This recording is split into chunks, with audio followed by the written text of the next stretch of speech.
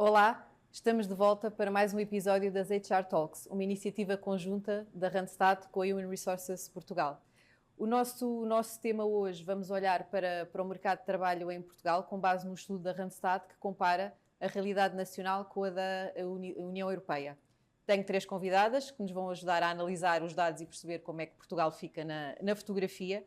Rita Reis, Human Resources Director da Portway, a Solange Leitão, HR Manager da Rose, e Olga Pamplona, Regional Business Director na Randstad Portugal. Bem-vindas, obrigada pela vossa disponibilidade. Olga, começo por si, porque o estudo é da Randstad, e temos aqui alguns dados, algumas conclusões, se calhar, mais preocupantes, digamos assim, e o que pedia era que identificasse os desafios estruturantes mais relevantes ou mais preocupantes que temos aqui que estar atentos. Depois iremos ao positivo, que também existe. Ok, então começamos pelos desafios. Então, o que é que a fotografia deste estudo, aquilo que nos mostra para já é um país com contrastes muito relevantes. E do ponto de vista dos desafios estruturais, eu diria que temos aqui 3 nós que precisamos muito desatar e que basicamente podemos resumir em 3 pontos, que é a baixa qualificação daquilo que é o nosso mercado de trabalho, a barreira geracional, a taxa de desemprego jovem, que é muito elevada face àquilo que é a nossa taxa de desemprego geral e portanto, a entrada no mercado de trabalho dos jovens é uma barreira muito significativa. E depois a cultura de trabalho. Nós ainda temos uma cultura de trabalho muito assente em longas jornadas de horas, não é? Em jornadas, nós temos uma percentagem elevada de profissionais que ainda trabalham 49 horas ou mais por semana e, portanto, eu diria que estes são que é o lado mais desafiante, para não lhe chamar negativo, que o estudo nos traz. E vamos agora aqui tentar perceber, vamos aqui tentar dissecar esses 3 pontos para perceber porque é que isso está a acontecer. Rita, começando por si, Portugal está no top 5 dos países da União Europeia que trabalha mais horas, 9,1% mais horas do que o habitual, os números da União Europeia são 6,5%. E se estes dados juntarmos aqueles crónicos da baixa produtividade e que todos os estudos também apontam que Portugal é dos países com mais baixa produtividade, porque é que será que isto está a acontecer? Será que é uma questão estrutural, de cultura, é má gestão dos profissionais? Porque é que isto acontece em Portugal? Até porque se nós depois olharmos, se calhar, para fora, os profissionais portugueses não têm acho que isto não acontece, não é? Portanto, estamos bem conotados internacionalmente enquanto profissionais e, portanto, é estranho que em Portugal isto se calhar aconteça. Eu acho que existe, de facto, esse paradoxo em Portugal. Trabalhamos muitas horas e a produtividade, estamos quase na cauda da Europa. E acho que este paradoxo deve-se menos à responsabilidade do trabalhador e mais à responsabilidade da gestão e, eventualmente, da cultura. Nós somos um país com um tecido empresarial, na sua maioria, de baixo valor acrescentado, portanto, profissionais pouco qualificados. Ainda temos uma cultura do presentismo, em que se confunde horas trabalhadas com desempenho, e temos um problema também de organização. Os processos que nós usamos não são os mais eficientes, portanto, ainda há duplicações de trabalho, há coisas que de facto não é necessário fazer, ainda complicamos muito os processos e acho que é preciso otimizar. Depois a questão das lideranças, que também têm que estar melhor preparadas para planear e delegar. Ainda se perde tempo ao nível do corporate em muitas reuniões, muita gestão de e-mails, e são coisas que muitas vezes acrescentam um pouco valor. Portanto, eu diria... E consomem muito tempo. Sim, são cronofágicos. Em empresas, como por exemplo a empresa onde eu trabalho, nós tem operação intensiva, não é? Temos operação intensiva e, portanto, temos que lá estar. Agora, se aliarmos isto à falta de pessoas qualificadas, recorremos muito, por exemplo, ao trabalho suplementar, que são longas horas, e aí, somos muito orientados para o processo, aí a produtividade tem mesmo que acontecer.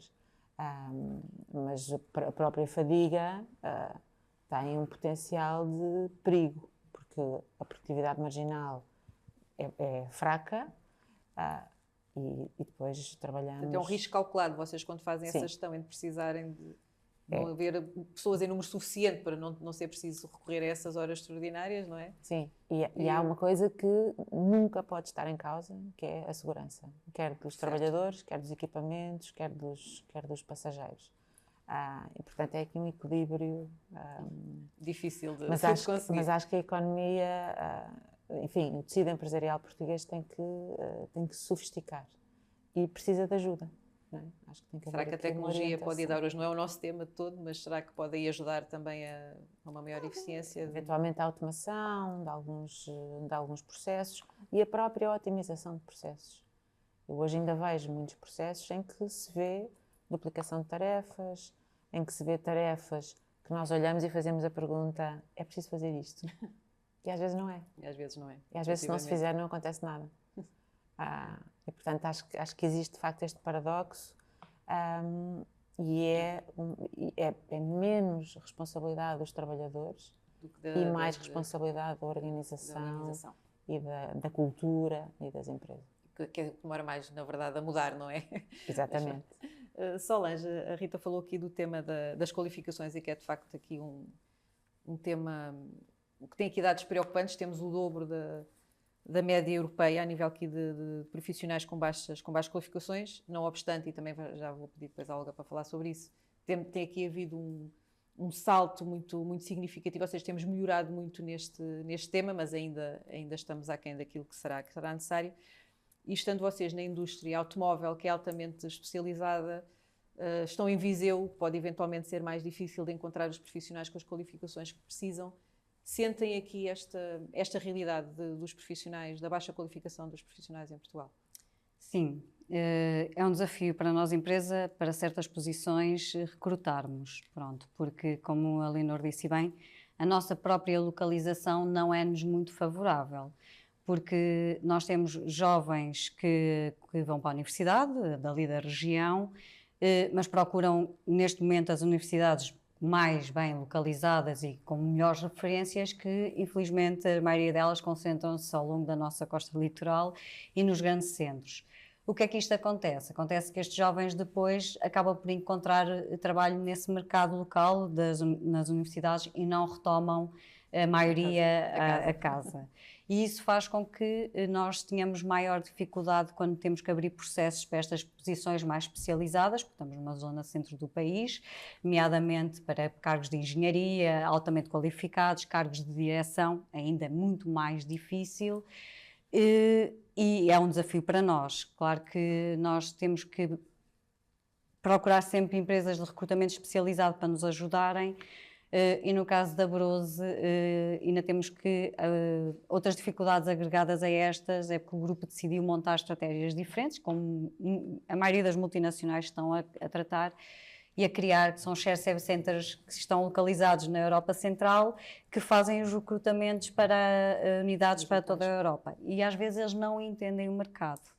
E isso ainda nos dificulta mais quando nós estamos à procura de um quadro especializado, porque tive uma situação engraçada para o último quadro especializado que tivemos a recrutar agora, aqui há uns meses atrás, para o departamento financeiro, em que eles puseram-se a contratar. Eu disse-lhes qual era a área, aos colegas dos serviços centrais da Alemanha, que é onde temos os nossos serviços centrais, qual era a área, a região de limite que eles podiam procurar técnicos, e eles, quando demos conta, estavam-me a procurar em Viana do Castelo. Pronto, e elas estavam contentes porque conseguiram descobrir e tipo, conseguimos ajudá-los. Ela a dizer que era tão difícil encontrar pessoas. E afinal, mas o mais engraçado é que os próprios candidatos, quando foram contactados, nem se deram ao trabalho de perceber onde é que nós estávamos localizados e disseram-lhes que sim. Pronto. Isto aqui mostra que, por vezes, depois as empresas têm que se reinventar nestes processos. Aqui a sorte que nós temos localmente é que conhecemos também muito bem onde é que as pessoas estão, temos que depois orientar as colegas, olha, contacta esta empresa, contacta aquela, porque provavelmente vamos lá encontrar candidatos. Claro que não era o método que nós preferíamos, O que eu acho que o futuro é nós criarmos estratégias a nível governamentais, que venham das nossas políticas, de dar capacidade e investir nos nossos jovens para depois eles poderem integrar no nosso mercado de trabalho interno e não estarmos a assistir a uma inércia que existe cada vez mais e que eu tenho capital a sair. Sim, a sair e não só. Nós na Brose nós temos uma política muito forte de desenvolvimento interno. É uma metodologia alemã, é um projeto do nosso dono e criou até um centro de formação e desenvolvimento nos nossos serviços centrais. Nós temos muitas parcerias também com o ensino local, com universidades, com escolas profissionais e as fábricas espalhadas por toda a Europa e fora da Europa. Nós temos mesmo esta política de acolher, de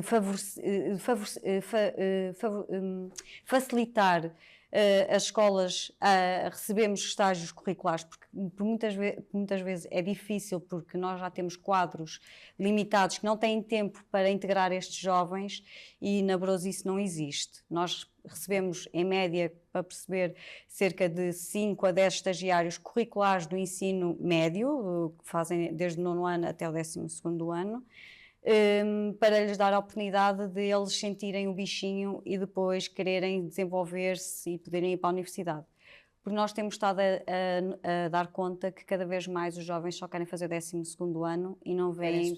Não veem mais-valia em estar a continuar. Sim. O que pode aqui se calhar também inverter, porque o salto que demos, de que eu falava aqui na educação tem a ver com isso, não é? Temos muito mais pessoas agora recentes, porque na verdade, e apesar de eu ter feito esta pergunta, se calhar estes números ainda têm a ver mais com quem está para trás, não é? Mais com managers e com gestores. A Olga se calhar poderá dizer se isso também tem influência, que é onde se calhar ainda há baixas qualificações, não é? Não tanto se calhar, aqui a questão da falta de profissionais especializados é mais profunda, é haver poucas pessoas se calhar interessadas nessas mais especialidades, mas que eu acho que efetivamente está a mudar, não é? Porque por essa questão dos jovens já não quererem fazer os cursos de universidade e quererem se Eles não veem um futuro. Eles não veem uma mais-valia. Não veem a mais-valia em estar a estudar mais anos. Sim. E depois o retorno que isso será. Olga, é assim, em que áreas é que isto mais se faz sentir? É de facto aqui, onde é que há aqui esta baixa qualificação, onde é que é mais preocupante, em que franjas e em que áreas ou setores é que isso se está a fazer mais sentir? Vocês têm assim uma visão abrangente do mercado? Sim.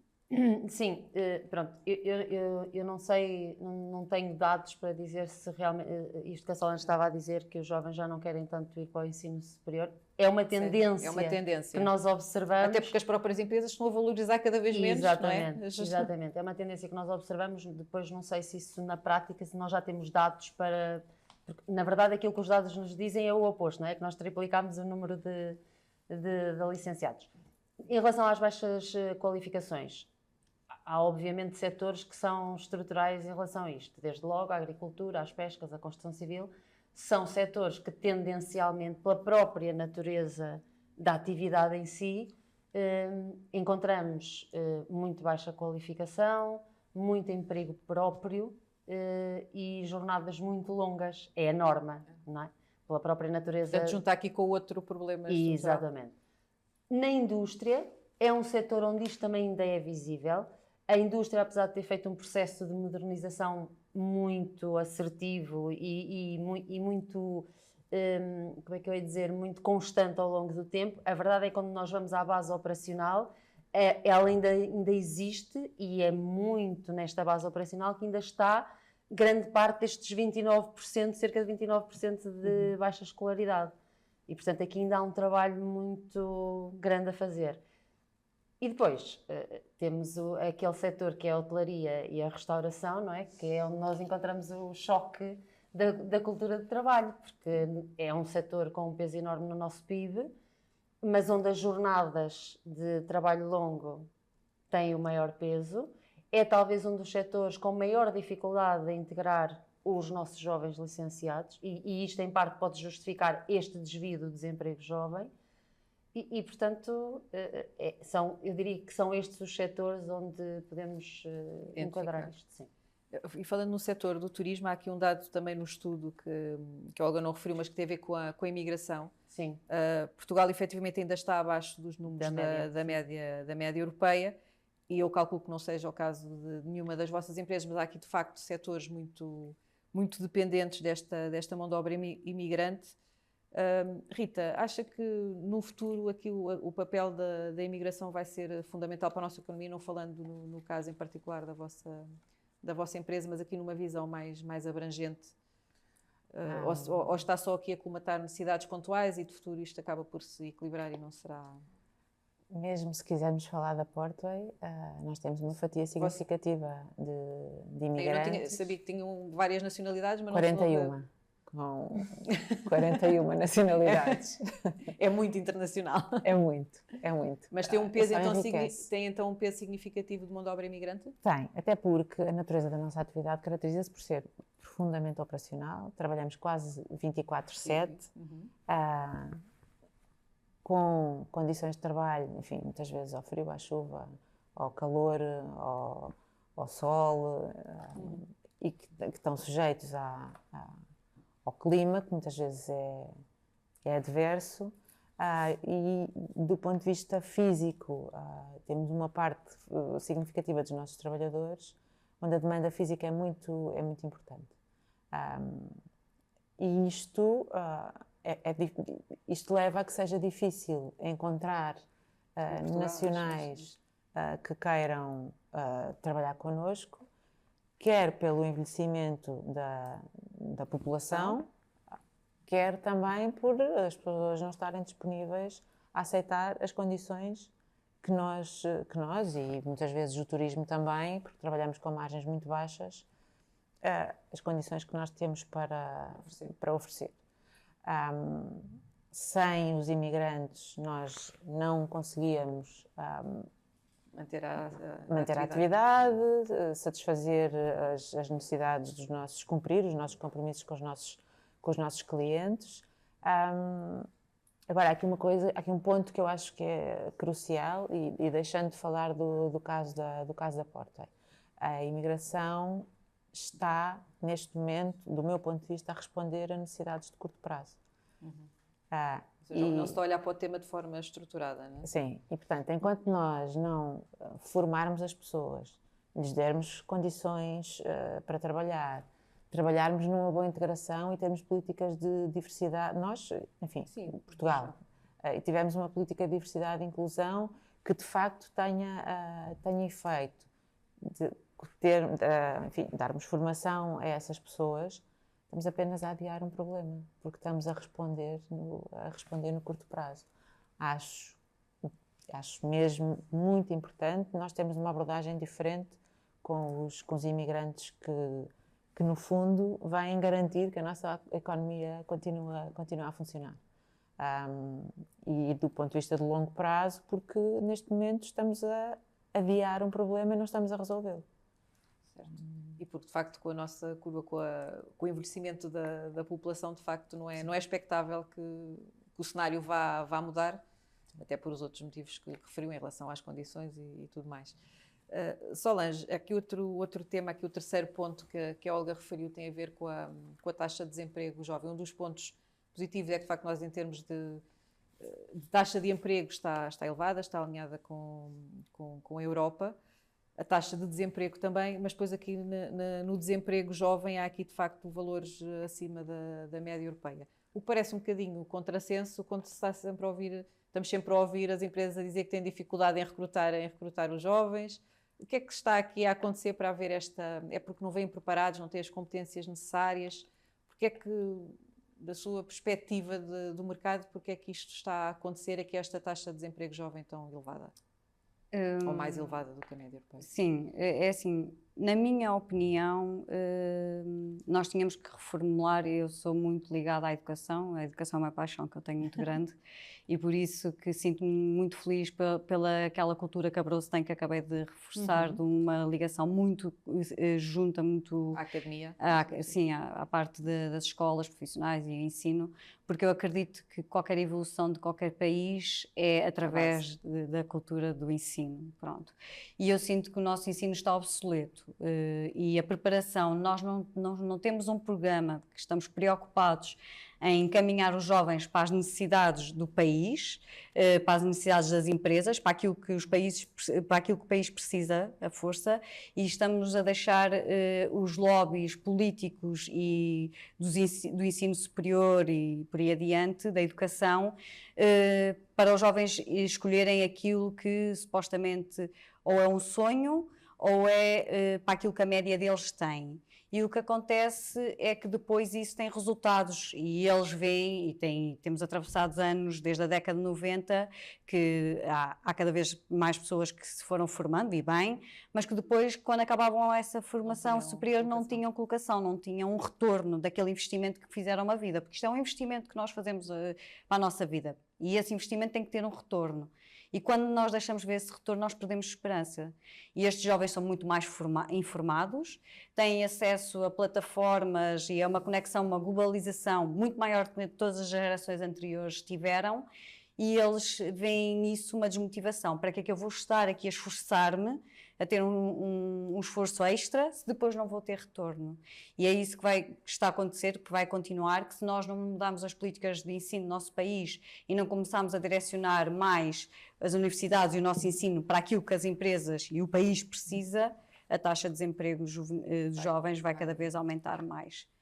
Porque eles não veem resultados, eles não encontram empregos que lhe depois dá condições para terem uma casa, um carro. Não é que eles sejam materialistas, mas nós, quando trabalhamos, gostamos de ter esse retorno e termos a nossa independência, e é meio caminho andado para estarmos felizes com nós próprios. E ir trabalhar, ter feito um percurso escolar que lhes custou e depois não haver esse retorno é desmotivante. E então eles acham que não vale a pena o sacrifício e por isso que não continuam. Portanto, estamos com melhores números em relação à qualificação, efetivamente. Acho que desde 92 triplicou, salvo erro. Mas de facto, se calhar não está a ser bem direcionado. Nós estamos a formar por formar e também acaba por não trazer resultados. Mas tínhamos dito que íamos também focar aqui o positivo, em que é que Portugal se sai bem. Olga, o que é que se destaca aqui no estudo? Que os sinais positivos e mais... Esse é um deles, não é? Deles. Pronto, esse é um deles, de facto. Mas com um mas, não é? Com um grande mas, mas sim, esse é um deles. A nossa taxa de atividade, que é muito elevada, é superior à da União Europeia, é cerca de 79%. E a integração feminina é outro ponto muito relevante e, historicamente, não é só um número, porque passamos de cerca de 59% para 75% em 2024, e isto mostra também uma profunda mudança cultural naquilo que é o nosso movimento da força de trabalho, porque efetivamente a nossa economia é assente e as mulheres são o motor desta economia, e portanto isso é um dado muito relevante.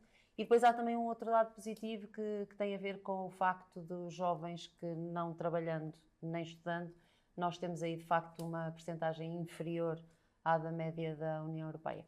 Eu diria que estes são assim os pontos onde nós nos destacamos positivamente e que o estudo nos dá esses dados. E em relação às mulheres, eu acho que o estudo não foca esse tema. Depois também temos aqui o mas, que é quando começamos a olhar mais para cargos de liderança, não é? Aí também ainda estamos, mas o estudo acho que não foca esse tema, mas pronto, o senso comum tem vários, e a Randstad também tem no âmbito da diversidade, mas pronto, mas não deixam obviamente sem dúvida de ser sinais positivos. Mas em relação aqui às competências, que eu concordo com a Solange, que acho que é aqui o tema base para a nossa competitividade, acho que é por aí que temos que estar mais preocupados e na formação. Rita, e se estivermos a falar em contextos industriais altamente competitivos e com esta falta de especialização, acho que as empresas, mais do que falta de pessoas, têm dificuldade em encontrar aquilo que na verdade precisam.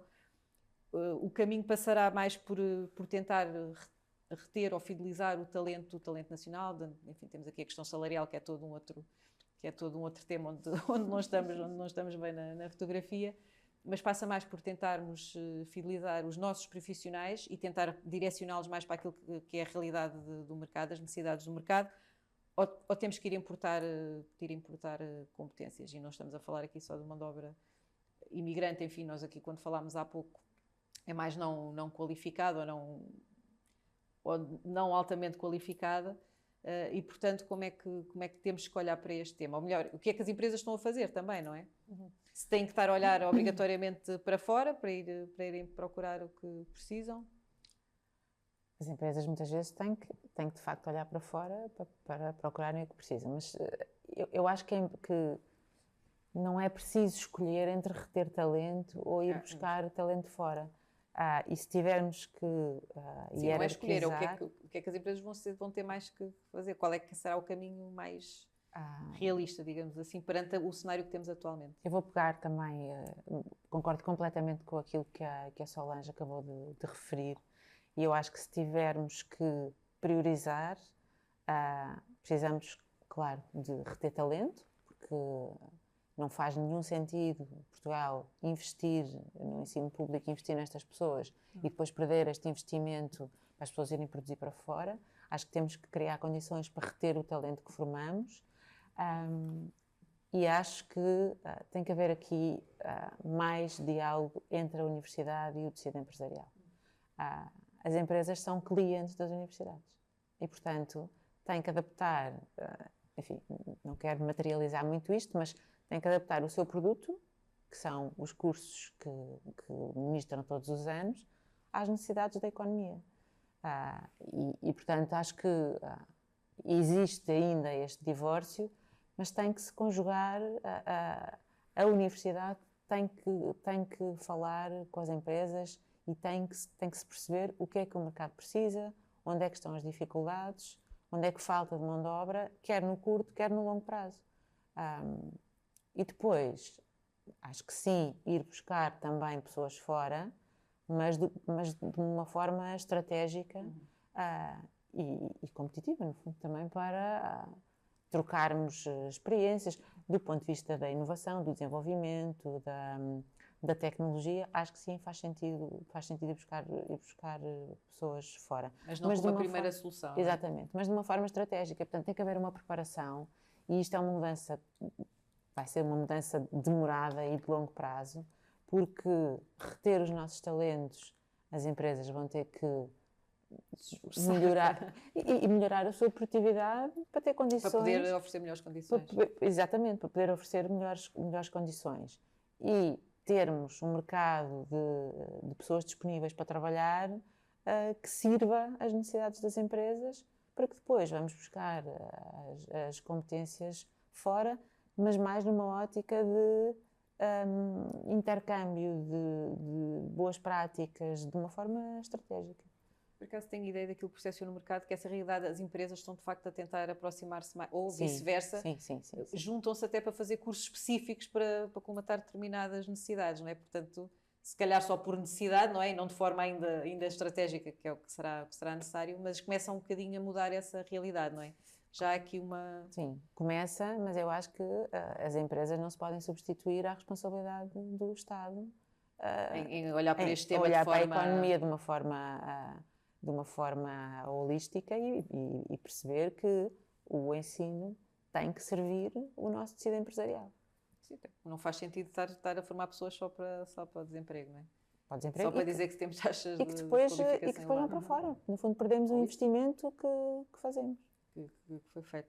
Solange, e será que Portugal está preparado para competir internacionalmente pelo talento disponível? Agora, enfim, também temos aqui esta questão de não haver tantas fronteiras, o trabalho remoto e tudo mais. Como é que Portugal consegue aqui competir na Europa? Não vamos generalizar mais, já temos desafio suficiente se falarmos só na Europa. É assim, a nível de atração do talento internacional, há aqui uma coisa muito interessante e uma tendência que tem crescido cada vez mais e que às vezes nós não temos tanta noção. Só quando começamos a trabalhar nestas multinacionais e temos mais contacto com os colegas que estão nas outras unidades onde a gente trabalha, que percebemos que Portugal é um país muito cobiçado e muito interessante na perspectiva dos colegas estrangeiros. Sim. E que me deixa muito orgulhosa. Eu sou uma fã número 1 de Portugal, eu gosto muito mesmo do nosso país. Acho que temos muito potencial para melhorar e acho que devíamos também... devíamos valorizar mais aquilo que nós temos de bom e aquilo que tanto elogiam lá fora. Eu posso vos dizer que regularmente, eu estou na Brose há 6 anos, eu tenho reuniões diárias com os colegas das fábricas e dos serviços centrais, por onde nós estamos espalhados em todos os continentes, e as primeiras perguntas que eles fazem sempre é: como é que está aí o tempo? E vêm até, já vão procurar notícias nossas e gostam de debater. Quando foi das cheias, eles falaram, perguntaram, estavam preocupados, e isso é muito interessante, porque o nosso clima, a nossa segurança, o nós sermos muito aptos para falar uma segunda língua, que nós somos bilingue e não temos essa consciência, porque eu tenho essa consciência que nem é todas as pessoas que sabem falar duas línguas, mesmo na Europa, onde o ensino é um ensino muito avançado e há essa situação de ter sempre uma segunda língua. Os portugueses são dos povos que eu conheço mais poliglotas que existem. E isso faz com que os talentos internacionais olhem para nós de outra maneira. E temos visto cada vez mais candidatos pessoas virem para cá, principalmente altamente especializados, que querem vir estabelecer-se cá, porque querem ter uma vida, querem o melhor dos dois mundos, uma vida equilibrada, uma vida tranquila, num país onde eles consideram que nós temos grande potencial e somos muito amistosos. É outra situação que eles nos valorizam muito e podem dar condições também de qualidade de vida aos filhos. E nesse parte, sim, há um grande interesse por Portugal e temos potencial para isso. Claro que eu gostava, tal e qual como a Rita disse, e concordo 500% com ela, e acho que pronto, estamos alinhadas.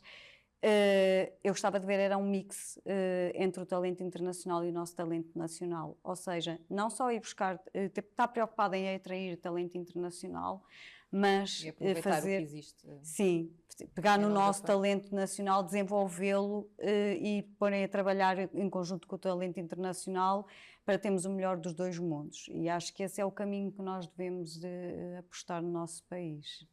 Tenho uma pergunta final para as três que sei que não é obviamente fácil, porque se houvesse uma solução evidente não estaríamos aqui com estes resultados, mas assim de resposta sucinta, até porque já estamos aqui a passar o nosso tempo, que era destes desafios estruturais, chamemos-lhe assim, que identificámos. Qual é que consideram que pode comprometer mais ou que está a comprometer mais a nossa competitividade internacional? E se conseguisse identificar uma ação prioritária, por onde é que devíamos começar? Rita, podemos seguir agora a ordem. Sim. Fica a Olga para o fim. Eu começaria pela qualificação da gestão, que tem um impacto enorme na produtividade. As lideranças têm que otimizar processos, têm que, enfim, delegar, mas também incentivar a otimização dos processos e apostar na eficiência. E voltando à primeira questão, muitas vezes não é preciso trabalhar mais horas. Certo. É preciso, nas horas que lá estamos, é preciso trabalhar melhor. Depois, a questão da inovação e desenvolvimento, também nesta área, ligar a universidade às necessidades das empresas, que me parece importante, e a capitalização das empresas. Portanto, as empresas têm que produzir mais, melhor, com melhores lideranças, com a tal ligação à inovação, mas têm de produzir mais e melhor para se capitalizarem e para poderem dar melhores condições para podermos reter os nossos, criar boas condições aos que acolhemos e pensar no longo prazo. Porque, enfim, pensando no curto prazo, estamos sempre a adiar o problema e não resolvemos nada. E não resolvemos nada. Solange. Pronto, a Rita praticamente foi bastante completa aqui a análise da Rita. Eu concordo inteiramente com o que a Rita disse e mais uma vez digo, estamos alinhadas no pensamento aquilo que a Rita... o tema das qualificações. Sim, fazemos prepararmos, mas isto tem muito a ver com nossas ideias governamentais, as nossas políticas, o nosso país, mas temos que o caminho para Portugal poder ser competitivo e para podermos qualificar mais os nossos, que é isso que temos que nos preocupar, é dar boas condições às nossas pessoas, não é estar só focado, se calhar, em outros temas que não está aqui neste estudo, mas neste momento está em cima da mesa, que é a alteração da legislação laboral. Eu acho que primeiro temos que construir bem a base, e a nossa base, eu não sinto que ela esteja sólida. ainda há muitas falhas para depois podermos crescer e então pensar em alterar outras situações que são tão polémicas no nosso país. Mas vai de encontro muito àquilo que a Rita disse.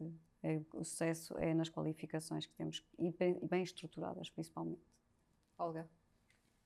Eu concordo, pronto. De uma forma, até para resumir aqui um bocadinho aquilo que é o estudo e os highlights todos que falámos aqui, é um bocadinho isto. Eu diria que a ação prioritária tem que ser modernizar a gestão e valorizar o talento. Para mim, numa perspectiva muito pessoal, acho que temos aqui, podíamos chamar quase uma ação binária, não é?